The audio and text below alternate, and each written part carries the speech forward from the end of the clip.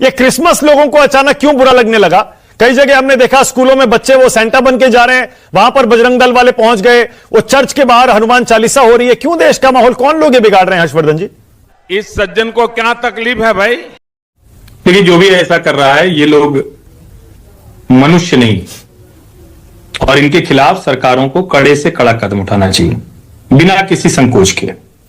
किसी भी रिलीजन, किसी भी मजहब, किसी भी पंथ, किसी भी धर्म, किसी भी आस्था, कोई भी त्योहार, कोई भी उत्सव कोई मना रहा है, और अगर कहीं कोई ऐसी स्थिति नहीं है कि किसी के खिलाफ कोई उसकी सीमा में अतिक्रमण कर रहा है, तो उसके खिलाफ किसी को किसी भी तरह का उपद्रव करने का अधिकार नहीं। तुरंत नो नॉनसेंस पॉलिसी होनी चाहिए, तुरंत उठाकर जेल में बंद कीजिए। यह तमाशा नहीं होना चाहिए।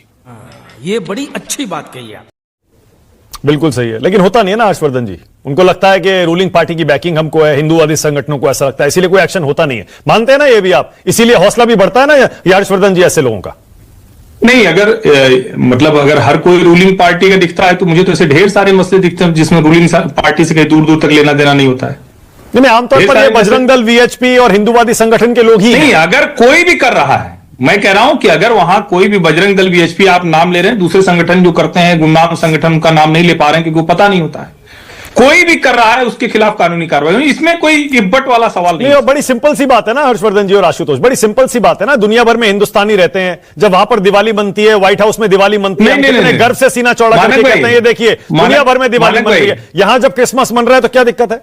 ये दुनिया भर वाला छोड़ दीजिए, हमने उदारता के, सहिष्णुता के शीर्ष पर हम बैठे हुए, हम दुनिया को समझाते हैं। हमें दुनिया समझने की जरूरत नहीं है। दुनिया के दूसरे देशों ने यह सब बाद में शुरू किया, उनको जब लगा चलो अच्छा आज दिवाली भी कर लेते। हमने कभी ऐसा नहीं किया। हमारे विजयनगर साम्राज्य में भी जब आए तो पुर्तगाली, डच, जो भी आता गया, सब अपना भैया तुम हो, आओ तुम अपना पूजा करो। तो हम तो तब भी देते रहे। तो मुझे लगता है कि यह कोई इब्बट नहीं होना चाहिए। भारत में सहिष्णुता और उदारता हमें किसी सीखने की जरूरत नहीं है।